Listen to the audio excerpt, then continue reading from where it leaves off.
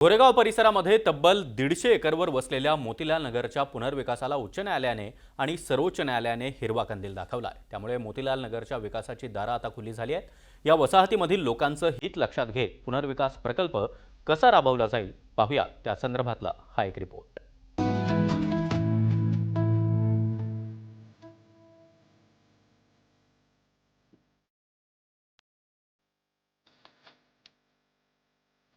गोरेगाव परिसरामध्ये तब्बल 150 एकरवर वसलेल्या मोतीलाल नगरच्या पुनर्विकासाला उच्च न्यायालयाने आणि सर्वोच्च न्यायालयाने हिरवा कंदील दाखवलाय।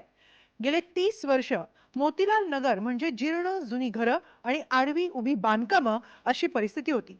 या नियोजन शून्य वस्त्यांमधील रहिवासी सुरक्षित जीवनाचं स्वप्न पाहत होते। आता ही स्वप्न पूर्ण होण्याची आशा पल्लवित झाली आहे।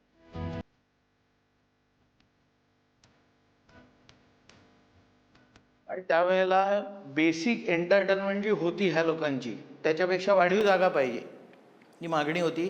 म्हाडांनी ती कुठेतरी कॅटर केली होती।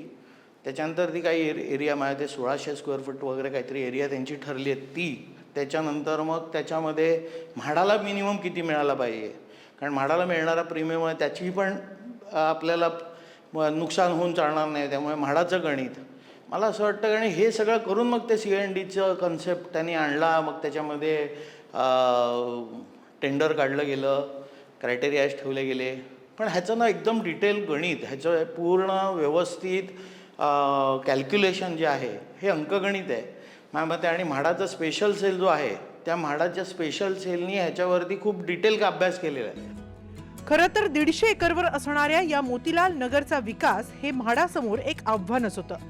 या प्रकल्पाची एवढी मोठी व्याप्ती पाहता म्हाडाने बांधकाम आणि विकास संस्थेच्या माध्यमातून हा प्रकल्प राबवण्याचं ठरवलं। या प्रकल्पावर संपूर्ण अधिकार हा म्हाडाचाच असणार। या निर्णयाचं स्थानिकांकडून स्वागत होतंय। भरपूर अडचणी आमच्या इकडे जातील। तर तुम्ही बघितलं मोतीलाल नगर ही भौगोलिक परिकरण बघितलं ते तिकडे पाणी भरतं भरपूर। तिकडे कधी पण कुटुंब MG रोडने आलं स्लोप आहे, SC रोडने स्लोप आहे, आमच्याकडे पाणी भरतं। आणि विकास झाला तर कोणाला नको आहे, विकास तर पाहिजेच। फायदा तो बहुत रहेगा सर। हमें यहाँ पे पार्किंग का इशू रहता है, पानी भरने का इशू रहता है, यहाँ पे कीड़े मकोड़े निकलते रहते हैं, फिर जीव जंतु का इशू रहता है। बिल्डिंग बन जाएगा तो हमें हमारे बच्चों को, होने वाले बच्चों को भी अम्यूनिटीज रहेगा, उनका डेवलपमेंट होगा, हमारा डेवलपमेंट होगा। तो डेवलपमेंट के विरोध हम नहीं है। 60 वर्ष जुने रहिवासी 60 ते 70 आमचे आजी आजोबा आलेले शिफ्टिंगच्या टायमाला।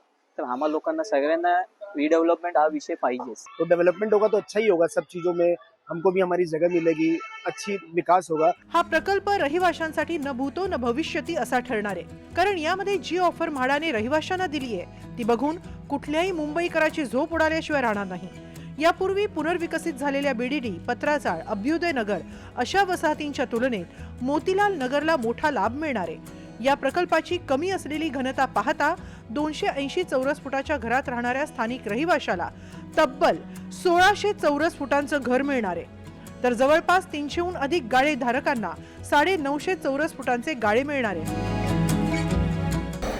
बात यह है कि 280 स्क्वायर फीट के घर वालों को 1600 स्क्वायर फीट के घर मिलने वाले, जो कि आज जिसकी कीमत 70 से 75 लाख है, वो अगले 5 सालों के बाद अंदाज़त ये करीब 5 से 6 करोड़ की कीमतें होने वाली हैं। यहाँ पे अगर देखा जाए तो इंफ्रास्ट्रक्चरली बहुत सारी चीज़ें आ रही हैं। अगर ये इंफ्रास्ट्रक्चर एक्टिविटी सक्सेसफुली एग्जीक्यूट हो गई तो आप देखेंगे काफ़ी चीज़ें डिसेंट्रलाइज और डीक्लटर हो जाएंगी। मोतीलाल नगरमध्ये जमिनीचा मालकी हक्क, प्रकल्पाचं नियंत्रण म्हाडाकडेच राहणार। DCPR मधील 33.5 नुसार रहिवाशांना सर्व लाभ मिळणार आहेत। रहिवाशांना 1600 चौरस फूट बांधकाम क्षेत्राचं घर आणि व्यावसायिकांना 987 चौरस फूट बांधकाम क्षेत्राचे व्यावसायिक गाळे मिळतील।